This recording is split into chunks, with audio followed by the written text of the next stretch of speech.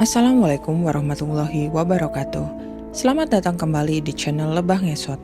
Di sini saya akan membacakan lanjutan sebuah tweet dari akun @bacahoror yang berjudul Tanah Wingit 1994. Untuk yang mau membaca langsung, bisa kunjungi linknya di deskripsi. Oke, kita mulai saja ceritanya. Tanah itu jahat. Percaya atau tidak, tanah itu terus mencari korban. Tamu di tengah malam.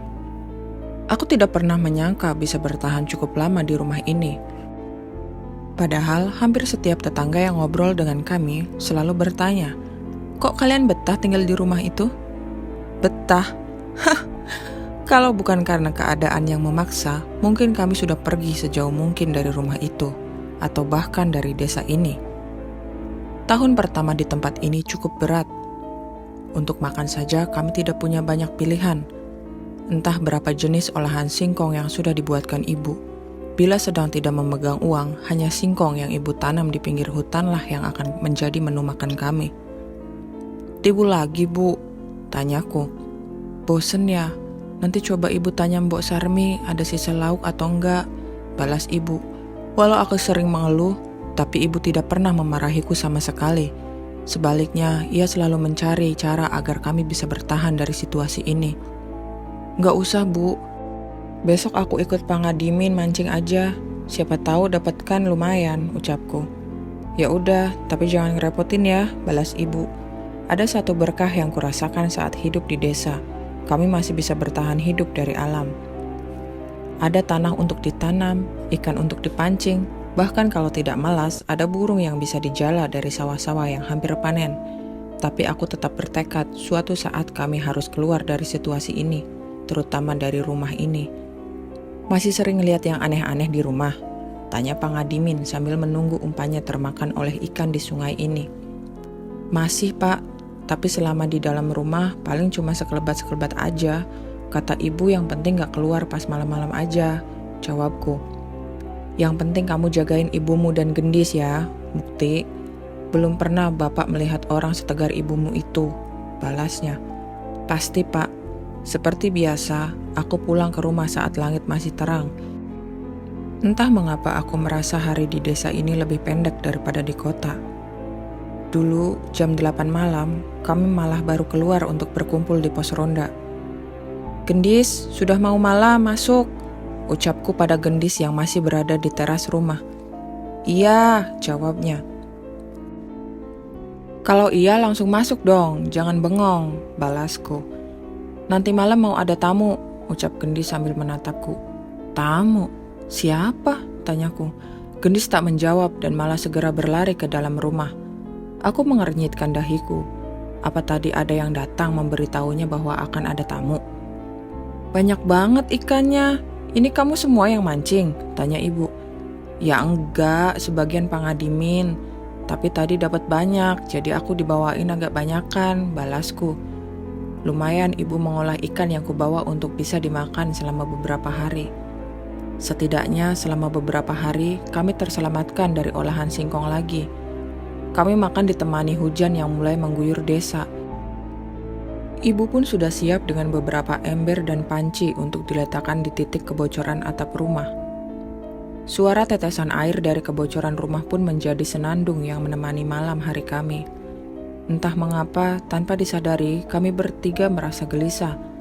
Seperti ada sebuah perasaan yang membuat kami tidak nyaman. Blar! Suara petir yang menyambar membuat suasana kami bertiga kaget dan semakin merasa aneh. Ibu pun mencoba merapatkan gorden agar cahaya kilat tidak terlalu mengagetkan kami. Tapi, bukannya kembali, ibu hanya terdiam di depan jendela sembari melihat sesuatu di luar. "Ada apa, Bu?" tanyaku penasaran. Ibu tidak menjawab, sebaliknya ia malah menelan ludah. Dan wajahnya terlihat cemas. Khawatir dengan ibu, aku pun menghampirinya dan ikut melihat keluar. Saat itu, setelah sekian lama, bulu kuduku berdiri. Sesuatu yang ada di halaman rumah membuatku merinding tidak karuan. Keranda mayat. Di bawah hujan yang cukup deras, tiba-tiba terlihat sebuah keranda mayat tergeletak begitu saja di halaman bersama sesosok jenazah yang sudah dipocong. "Bu, Itu, tanyaku. Jangan keluar. Apapun yang terjadi jangan keluar. Balas ibu yang segera merangkulku dan mengajakku menjauh dari jendela. Aku pun berinisiatif membawa radioku dari dalam kamar dan mendengarkannya bertiga di ruang depan. Tidak ada satupun dari kami yang mengajak masuk ke kamar. Satu sisi kami takut dengan apa yang ada di luar. Di satu sisi kami juga khawatir akan terjadi sesuatu bila kami tidak mengawasinya. Aku berharap suara radio yang kusetel bisa sedikit menenangkan kami. Namun, walau sudah mendengarkan beberapa lagu dan drama radio, tangan ibu masih terlihat gemetar. Sudah beberapa lama, mungkin saja keranda itu sudah menghilang dengan sendirinya seperti saat kemunculannya. Setidaknya itu yang kufikirkan. Aku pun mencoba melawan rasa takutku untuk kembali mengintip melalui jendela. Bila keranda itu sudah hilang, maka kami bisa masuk kamar dan tidur dengan nyenyak. Coba Mukti, lihat lagi Bu, ucapku. Hati-hati nak, balas ibu. Aku mendekat ke arah jendela dan menyibakkan lagi gordennya.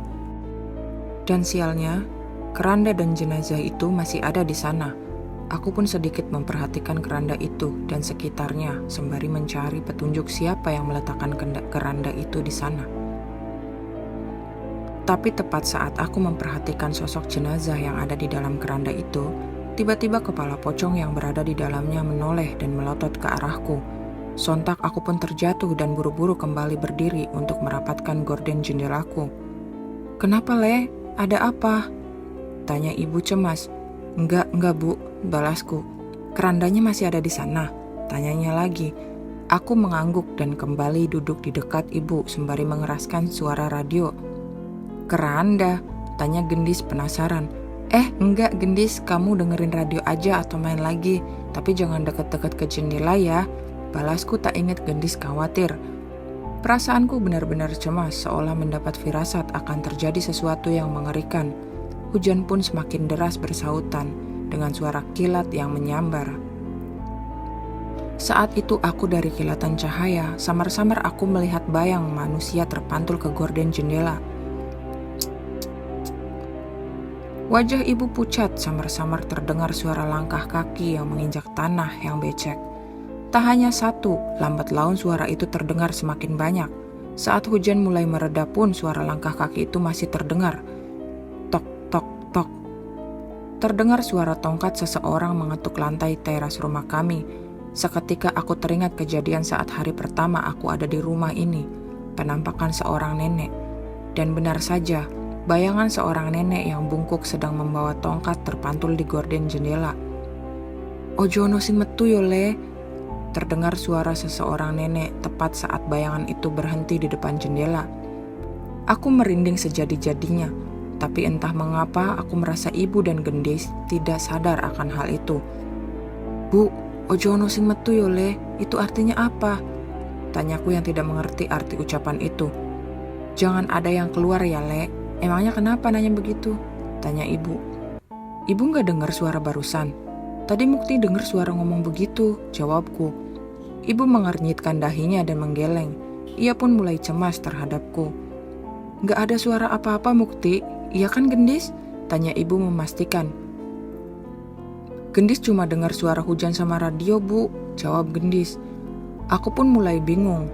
Apa ada setan yang sengaja berniat memperingatkanku? Aku mengubur rasa penasaranku dan sama sekali tidak memikirkan untuk mengecek keluar. Lambat laun hujan semakin mereda, yang terdengar hanyalah suara tetesan gerimis. Tanpa adanya kilat yang mengagetkan kami lagi. Aku melihat ke arah jam dinding dan mendapati bahwa waktu telah menunjukkan hampir jam 1 pagi. Gendis sudah tertidur dan ibu beranjak dari tempatnya untuk mengecek kembali ke jendela. Aku merasa harus ikut menemaninya. Saat gorden itu tersibak, aku melihat sebuah pemandangan yang tidak akan pernah bisa kulupakan. Ada sekumpulan orang-orang dengan mengenakan baju Jawa dengan bawahan kain jarik. Ada yang bertelanjang dada dan ada yang mengenakan surjan atau kebaya yang sangat lusuh. Kulit mereka hitam dan bercampur dengan lumpur dan mengerumuni keranda berisi jenazah itu. Wajah mereka mengerikan. Mereka seperti kesetanan merogoh sosok yang berada di dalam keranda itu dengan beringas. Aku ingin mencari tahu. yang mereka lakukan, tapi tanpa sadar salah satu dari mereka menoleh ke arah kami. "Tutup, Bu!" teriakku dengan cepat. Aku teringat ucapan sosok nenek yang memperingatkan tadi. Ibu segera menutup gorden dan kembali menjauh. Kami pun kembali ke dekat Gendis dengan jantung yang berdebar. Benar saja, terdengar langkah seseorang mendekat ke dalam rumah. Langkah kaki yang menginjak tanah becek berubah menjadi suara kaki yang menginjak lantai kayu. Aku pun segera mematikan radio dan mengajak mereka menjauh dari arah jendela. Samar-samar terlihat bayangan manusia dengan rambut yang panjang dan acak-acakan, memperhatikan dari balik gorden. Ibu pun merangkulku dan Gendis, sementara aku terus memegangi baju ibu. Sosok itu celingak-celinguk seolah mencari keberadaan kami di dalam. Namun sosok itu segera kembali pergi. Aku sedikit lega, namun ibu masih tetap gemetar dengan apa yang terjadi.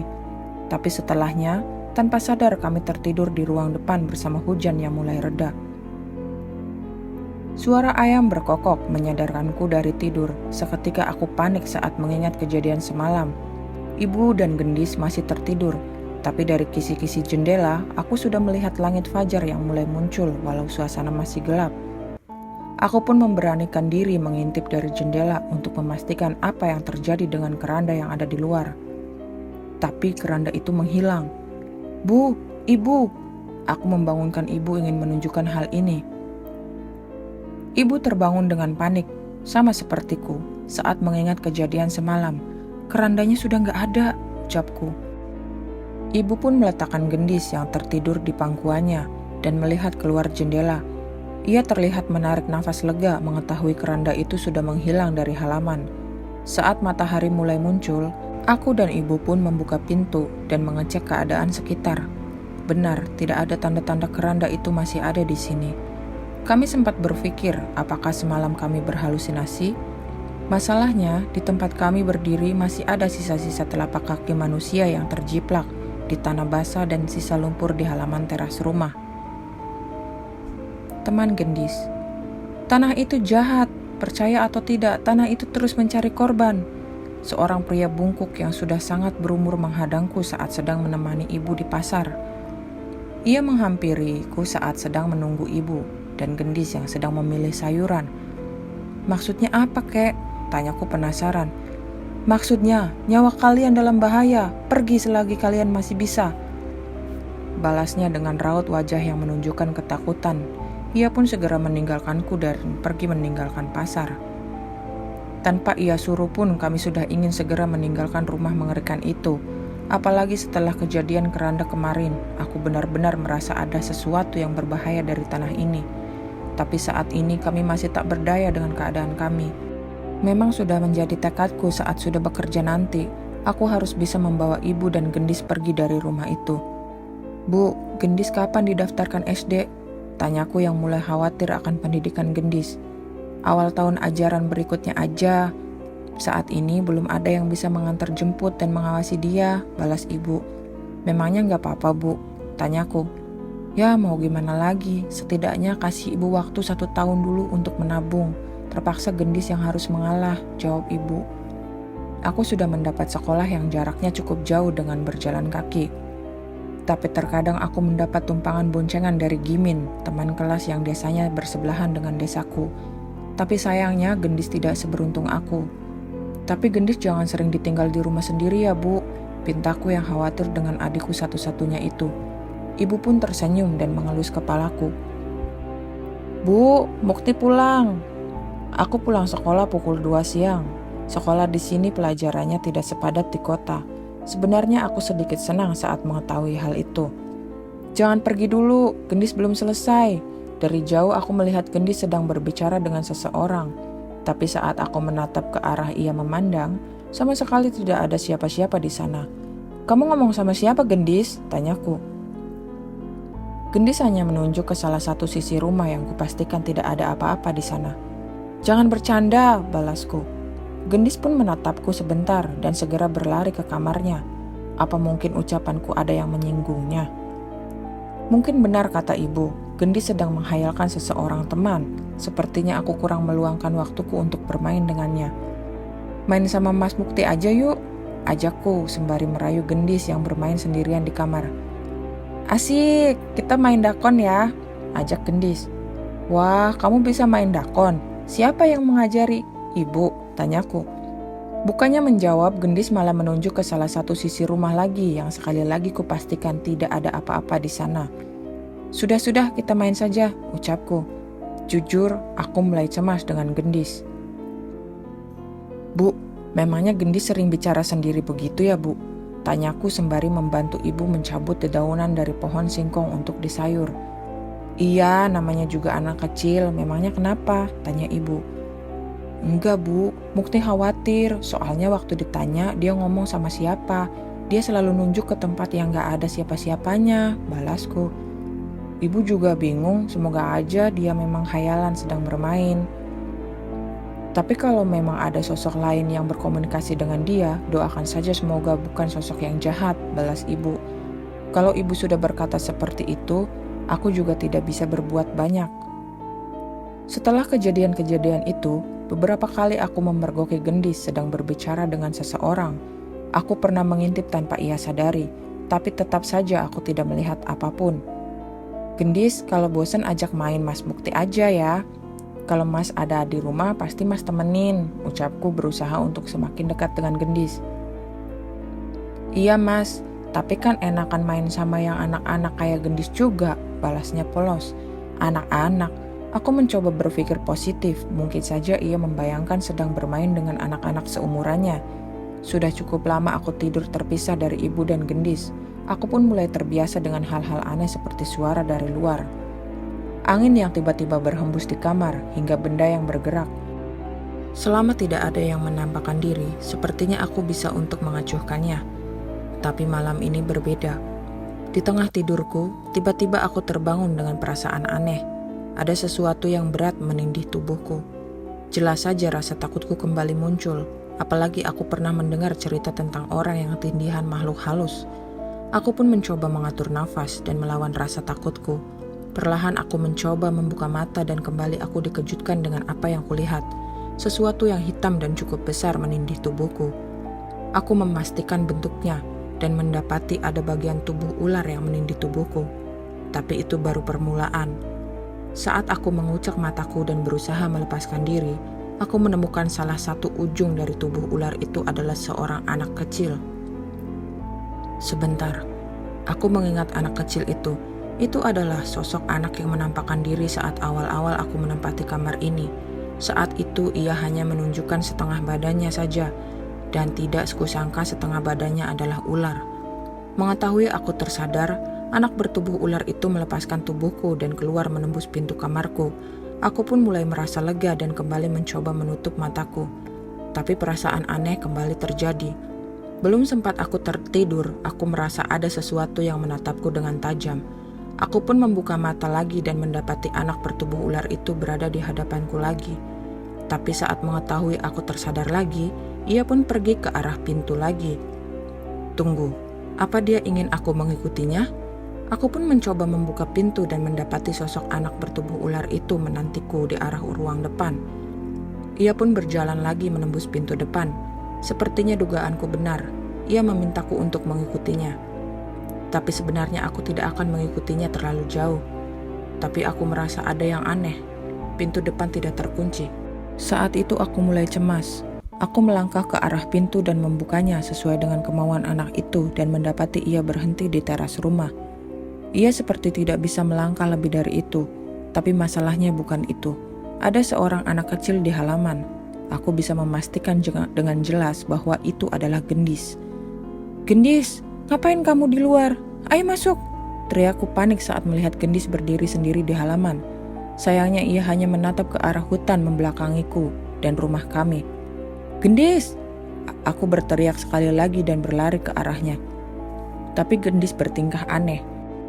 Dia tertawa sedikit-sedikit dan kadang tersengal sembari memandang dengan mata melotot. Kulitnya memucat dan tawanya menyeringai mengerikan yang sama sekali tidak sama dengan tawa Gendis. Gendis, kamu kenapa? Ayo masuk, teriakku sembari menarik tangannya. Tapi Gendis dengan mudah melepaskan gandenganku dan bersikeras untuk tetap diam tempatnya. Apa ini berarti Gendis kesurupan? Setelah beberapa kali gagal menyadarkannya ataupun membawanya, aku memutuskan untuk memanggil ibu di dalam untuk membantuku. "Bu, bangun bu, gendis kesurupan," teriakku. Ibu yang mendengar teriakanku pun terbangun dan panik saat mengetahui gendis tidak ada di sebelahnya. "Di mana? Gendis di mana?" teriak ibu panik. "Di halaman bu," jawabku. Ibu pun segera berlari ke arah gendis dengan wajah cemas. Tapi saat aku akan menyusulnya, aku mendengarkan suara aneh dari dalam kamar ibu. Suara itu dari dalam lemari. Grudak, grudak, grudak. Aku pun menghampiri lemari itu dan memastikan suara itu berasal dari dalamnya. Suara itu mengecil saat aku semakin mendekat. Anehnya, kali ini aku tidak mengalami perasaan takut. Aku pun membuka lemari itu dan melihat ke segala arah. Ada baju-baju kami bertiga dan beberapa barang. Tapi tanpa sadar, mataku terhenti di sebuah kantung. Sebuah kantung berisi benda yang diberikan oleh temanku Andri saat aku pindah tempat ini. Sebuah ukiran kayu berbentuk ular. "Hati-hati ya sama jagain adikmu gendis." Tiba-tiba aku teringat ucapan Andri setelah memberikan benda ini padaku. Aku pun mengeluarkannya dari kantung dan berlari ke arah halaman untuk menyusul ibu. Tepat saat aku melewati halaman, aku merasakan sesuatu melewatiku seperti ada angin yang berhembus. Ibu masih berusaha membawa gendis ke dalam, tapi tenaganya terlalu kuat. Wajah gendis malah terlihat menantang ke arah ibu. Tapi saat aku mendekat, gendis berpindah menatapku. Tapi kali ini dengan tatapan marah. "Ngopo koe iso metu saka kono? Kenapa kamu bisa keluar dari sana?" ucap gendis dengan suara yang serak yang sama sekali berbeda dengan suaranya. Aku pun menyadari benda yang aku ambil dari lemari dan membawanya kepada gendis. "Gendis, pegang ini ya," ucapku. "Itu apa Mukti?" tanya ibu bingung dengan apa yang kulakukan. Aku belum bisa menjawab pertanyaan ibu. Aku masih ingin melihat reaksi gendis saat memegang benda itu. "Kamu? Kok di sini?" ucap gendis tiba-tiba sembari menatap ke arahku. Tunggu, bukan ke arahku, melainkan ke sesuatu di dekatku. Tiba-tiba tangan gendis seperti tertarik atau digandeng oleh sesuatu. Ia mengarah ke arah rumah dengan langkah yang cukup cepat. "Pelan-pelan," ucap gendis. Aku dan ibu bertatapan dan mengenal bahwa itu adalah suara gendis. Kami pun ikut menggandeng gendis dan membawanya masuk ke dalam dan mengunci pintu rapat-rapat. Aku dan ibu segera memeluk gendis erat-erat saat mengetahui ia sudah sepenuhnya tersadar. "Ndok, kok bisa sampai kayak begitu, Ndok?" tangis ibu pecah saat memeluk gendis. Wajah gendis masih terlihat bingung, dan aku kembali mengambil ukiran kayu berbentuk ular dari tangan gendis. Walau tertolong oleh benda ini, aku masih belum tahu apakah kelak benda ini dan sosok di baliknya akan berbahaya atau tidak. Duak! Terdengar suara pintu rumah dihantam dari luar. Kami bertiga kaget. Aku pun mencoba mengintipnya dari jendela, namun tidak menemukan apapun di luar sana. "Gendis takut, Bu," ucap gendis sembari menangis. Kami pun membawa gendis ke dalam kamar dan mengambilkan air minum untuk menenangkannya. Malam itu aku tidur di kamar ibu, memastikan tidak ada yang mengganggu gendis. Dalam awang-awangku, aku berpikir, apa selama ini teman yang berbicara dengan gendis adalah anak berbadan ular itu? "Benda itu aku dapatkan dari Eyang, sempat nyelamatin aku sekali waktu kecil," jawab Andri yang kutelepon melalui wartel SLJJ yang kudatangi di kota. "Kok kamu nggak bilang kalau benda itu jimat seperti itu?" protesku. "Nggak sempet kan, waktu itu kamu buru-buru. Tapi kalaupun aku bilang, apa kamu akan percaya? Apa kamu mau nerima benda itu?" balas Andri. "Benar, kalau aku tahu ada setan yang berhubungan dengan jimat ini, mungkin aku tidak menerimanya." "Terus gimana? Benda ini bahaya nggak?" tanyaku. "Ya nggak tahu," balas Andri. "Kok bisa nggak tahu?" Aku pun bingung dan cukup kesal dengan jawaban Andri. "Aku nggak mau bohong. Aku cuma bisa cerita kalau benda itu pernah nolongin aku waktu kecil. Tapi menurutku, kalau sekiranya kamu belum tahu cara menjaga adikmu, lebih baik benda itu kalian simpan dulu," ucap Andri. Ucapannya masuk akal, mungkin aku akan menyimpan benda ini sebentar lagi sampai gendis mulai bisa menjaga dirinya sendiri. Setidaknya kini aku mulai mengenal siapa sosok yang sering bermain dengan gendis. "Udah yuk main dakonya, main di luar aja," ajakku pada gendis. Semenjak kejadian itu, aku mulai semakin banyak menghabiskan waktu bersamanya. Setidaknya bisa mengetahui lebih banyak tentang apa yang terjadi di kesehariannya. Ayo, kita mau main apa? Tanya Gendis. Main engklek yuk, kamu bisa kan? Ajakku. Jangan main engklek, balas Gendis. Dia kan gak punya kaki. Tanah Wingit tidak menjadi semengerikan itu begitu saja. Ada kisah di balik berubahnya tanah itu menjadi wingit dan mengundang berbagai makhluk halus. Tapi demi mengetahui kenyataan itu, nyawalah yang menjadi taruhannya. Kisah ini akan kita bahas di update berikutnya. Oke, ceritanya sampai di sini dulu. Jangan lupa like, komen, dan subscribe agar saya makin bersemangat membacakan cerita yang lainnya. Wassalamualaikum warahmatullahi wabarakatuh.